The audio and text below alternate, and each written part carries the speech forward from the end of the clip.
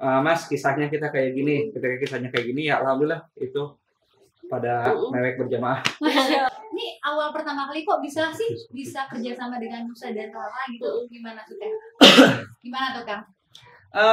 Jujur aja sebetulnya dari mungkin sekitar 3 bulan ya. Iya, 3 bulan yang lalu mungkin September ya berarti. September itu kami yang langsung dikontak sama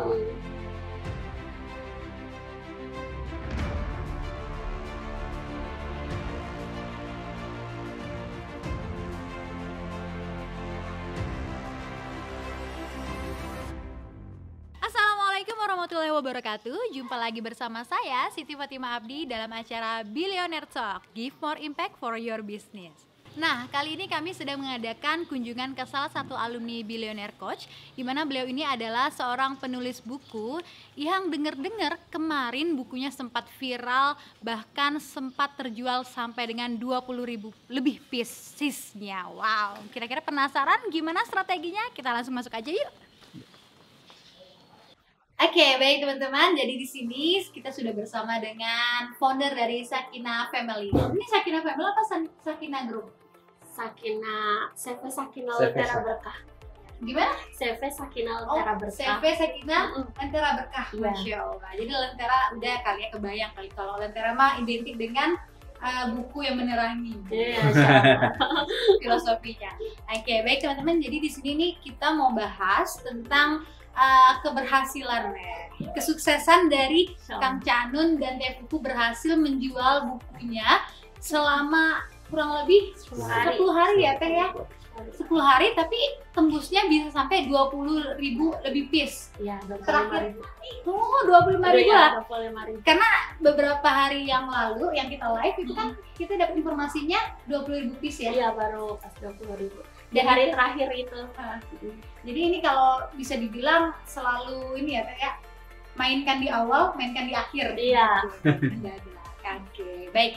Nah, sebelum kita ngobrol-ngobrol gimana sih strateginya, kita mau nanya dulu nih. Kira-kira apa sih buku yang menjadi bintang pada bulan ini? Awal tahun ya berarti awal tahun. Oke, kita langsung tanya aja yuk. Ya, jadi untuk buku yang awal tahun ini tuh bukunya Semua Titipan Allah judulnya. Ya, tentunya seperti ini. Ini adalah kolaborasi sama The Little Giants yang pemilik hak cipta Nusarara. Oh iya, Nusarara yang terkenal banget ya, anak-anak suka banget. Nah, jadi kita bikin bukunya. Saya sama Kang Canun yang nulisnya.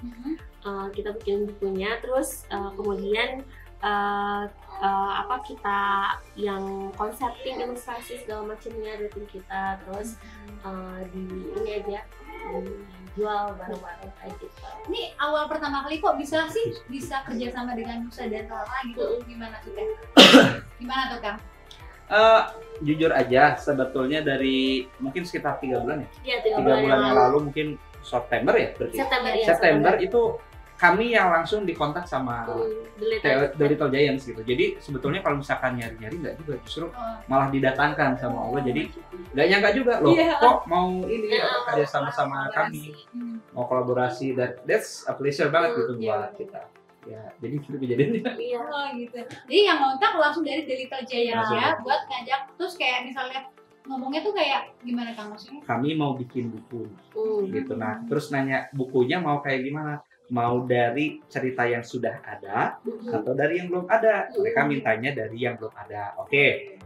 Ya dari yang belum ada. Terus saya tanya, kalau gitu episode mana yang paling laris, yang paling disuka, viewernya paling banyak gitu di YouTube? Ada nih versi Nusa Bisa. Oke, saya tonton. Oke, saya bisa bikin filmnya Mas untuk ini gitu. Jadi kita bikin filler buat ceritanya. Kan di situ side story tentang itu, jadi cerita tentang kaki kirinya Nusa tuh. Nusanya bertanya-tanya kepada Allah, bertanya-tanya kepada umat, kenapa kok aku terlahir dengan hanya satu kaki? Gitu. Jadi kita ngebahas itu dan alhamdulillah dulu waktu dapat pesan utamanya apa, saya pribadi dulu bikin naskah secara umumnya 1 jam. Bikin 1 jam selesai, langsung oper ke Dami buat diperhalus, dan kita ini langsung hari besoknya kita langsung presentasi. Mas, kisahnya kita kayak gini, ketika kisahnya kayak gini ya alhamdulillah itu pada mewek berjamaah. Iya, nangis berjamaah. Oh jadi kalau untuk editing tapi dari yang lain, dari dari tim Sakina. Oh, Jadi ilustrasi juga kita kan punya beberapa ilustrator yang emang freelancer yang udah kerja sama Sakina kayak gitu. Terus kita tanya, akhirnya emang yang paling lama itu di proses ilustrasi sebenarnya. Yang paling lama itu selalu kalau buka anak pasti di proses ilustrasi. Itu kan sampai ada total itu lebih dari 20 halaman ya. Oh iya, Jadi lumayan. yang Nusarara ini. Iya, Nusarara ini tuh itu cukup lama, 3 bulan sambil prepare untuk marketing segala macamnya juga kayak gitu. Semuanya sama tim kita. Jadi kalau misalkan sama tim TLC nanti bantu untuk promosi di akun sosial media aja. Sama tim Nusa Official Store kan. Ya jadi TLG yang kontak kami duluan di sekitar 3 bulan yang lalu, dan ya itu juga nggak tahu dari mana tiba-tiba didatangin ya. Belum sempet nanya lagi. Belum sempet nanya. Dapat dari mana. Dapat dari mana dan ini belum tahu. Tapi pada saat itu tuh mereka nanya, bilang mau bikin buku, pengen ada bukunya untuk Nusarara itu. Ya oke. Kemudian saya nanya, bukunya itu kan ada kalau di buku-buku anak itu ada sifat-sifat yang sudah dianimasi dan dibukukan gitu ya. Ada yang udah ada itunya langsung cuma ganti format aja jadi buku itu ada. Nah jadi nanya mau yang tipe kayak gitu atau misalkan tipe yang sama sekali belum dibahas di filmnya. Pilihan kedua lah yang ini diangkat yang mau. Nah oke.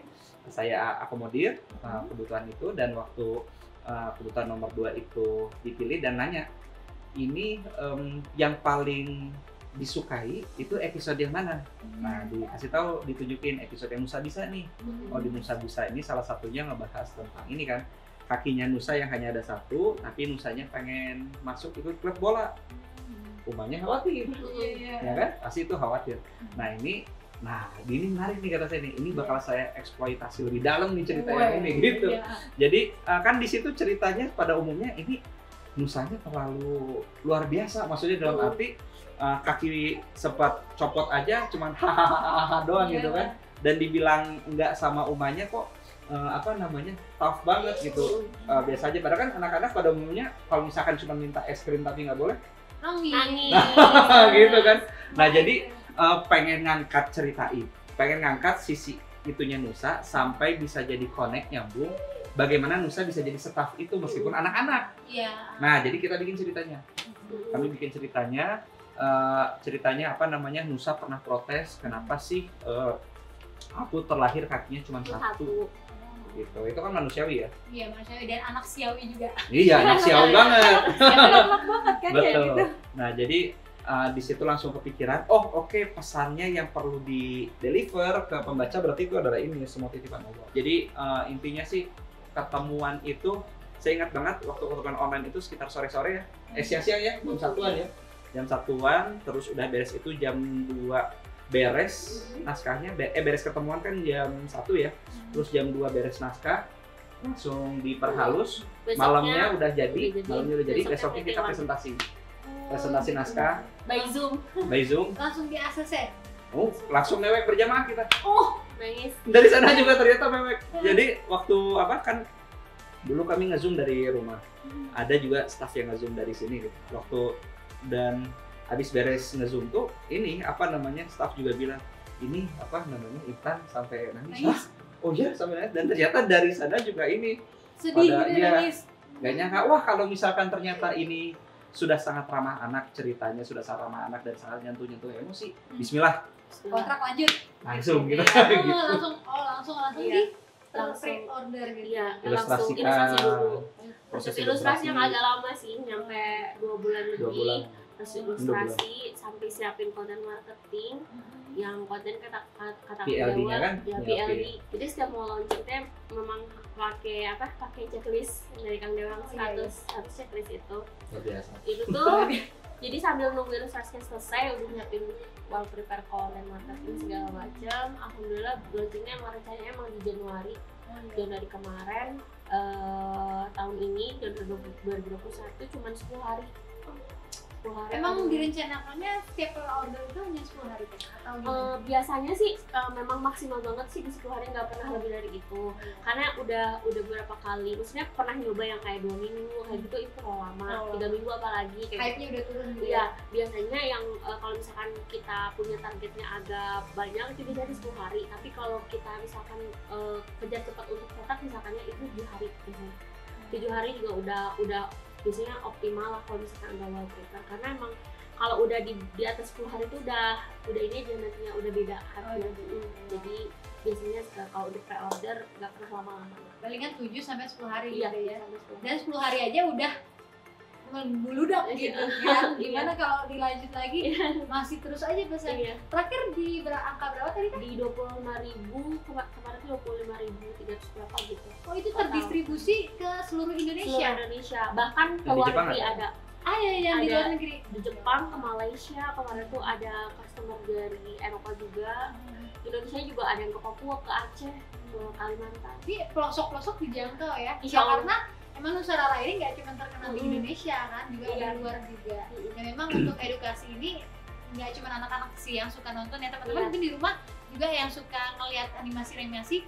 Saya pribadi pasti hafal lagu Makan Jangan Asal Makan. Iya. Iya. Nah, Teh, kalau untuk kesulitannya kan kita tahu ya sekarang lagi zaman digital ya. Iya. Anak-anak apalagi nggak bisa jauh nih dari Iya. HP nih. Kalau buku masih nggak sih Teh?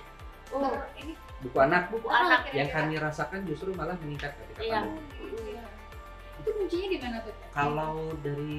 Kalau yang saya rasakan ya, kami kan punya filosofi dasar Iya. bahwa ketika kami menjual buku ini, kami ini bukan menjual sekumpulan kertas yang dikumpulin, dijadikan, terus kita hitung HPP, lebihin dikit margin, jual, bukan itu kan. Oh, gitu. Tapi yang kita jual itu adalah value behind Iya. the book. Ah, Misalnya kayak value dari buku ini. Kalau value dari buku ini kan ceritanya pengen memperkenalkan kepada anak-anak bahwa semuanya itu adalah titipan Titipan Allah. Allah. Apa sih kepentingannya untuk itu? Coba sekarang gini, kalau misalkan kita merasa semuanya adalah milik kita, ya ada apa namanya? Itu yang bikin kita susah bersyukur, gampang ngeluh. Bahkan kalau misalkan buat jangka depannya, jangka masa depannya, mungkin jangan-jangan ini yang terjadi ketika misalkan orang punya jabatan dan merasa itu adalah milik saya, ya suka-suka saya gitu. Tapi saya kebayang ketika misalkan kami ketika bikin buku ini, kebayang deh kalau misalkan nanti beberapa puluh tahun ke depan dari wasilah buku ini ada anak-anak yang dia merasa ini tuh misalkan dia memegang jabatan publik, ini tuh titipan Allah, pasti bakal diminta pertanggungjawabannya, jadi pasti bakal iya. kan kayak gitu. Jadi value lebih dinaikkan ke value-nya ya. Value. Jadi alhamdulillah ketika kami fokusnya adalah spreading value, jadi sebetulnya bukan jualan fisik ya. Ketika kami fokusnya spreading value, dan jadi setiap launching itu kami selalu share ini value-nya ya kepada semua Rangers itu, ini why-nya ini ya gitu. Wajib banget. Wah itu jadi dalam banget, ketika dalam banget itu, dan makanya ketika kami ngerasa kayak gitu tuh awal-awal mungkin kaget ya, awal-awal dulu karena tidak terlalu banyak buku anak yang ngambil marginnya besar, tapi karena kami ngambil UVP-nya adalah value based product gitu ya, jadi yang kami jual kan ya ini apa namanya, Ilmu pengenalannya. Iya, persepsinya, betul. gitu. mau nggak misalkan kebayang nggak nih, mau nggak pengen punya anak yang nggak lagi apa namanya, nggak lagi disuruh-suruh, tapi dia sudah punya motivasi, kemauan sendiri, sudah ngerti why-nya kenapa saya perlu sholat, jadi tiap azan prek langsung aja. Mau nggak kira-kira kayak gitu? Kira-kira dengan harga kayak gitu, saya mau tanya, kalau misalkan pengen nggak punya anak kayak gitu, mau nggak nuker misalkan ya harga 1 juta sekalipun untuk jadi anak bisa kayak gitu, kira-kira mahal atau murah? 1 juta misalnya. Murah dong. Murah.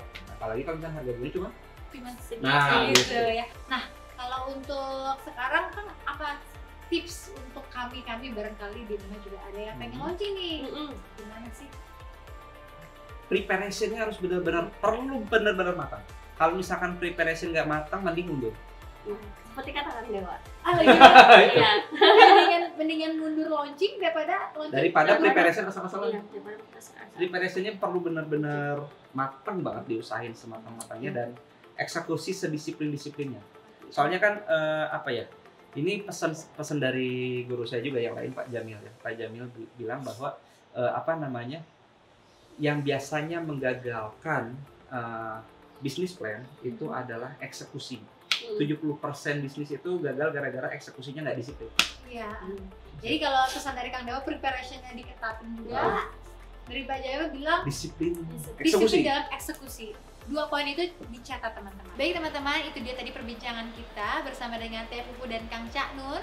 Semoga apa yang kita sudah simak bersama tadi bisa bermanfaat untuk kita tentunya, dan pastinya teman-teman yang di rumah juga yang ingin launching, semoga nanti launchingnya bisa meledak juga seperti Teh Fufu dan Kang Cak Nun. Oke, sampai jumpa nanti di episode selanjutnya tentunya dengan perbincangan lebih menarik juga. Dan jangan lupa untuk follow Instagram akun Sakinah Family dan juga billionairecoach.co.id. Jangan lupa untuk subscribe, like, and comment, and share. Assalamualaikum warahmatullahi wabarakatuh. Waalaikumsalam warahmatullahi wabarakatuh.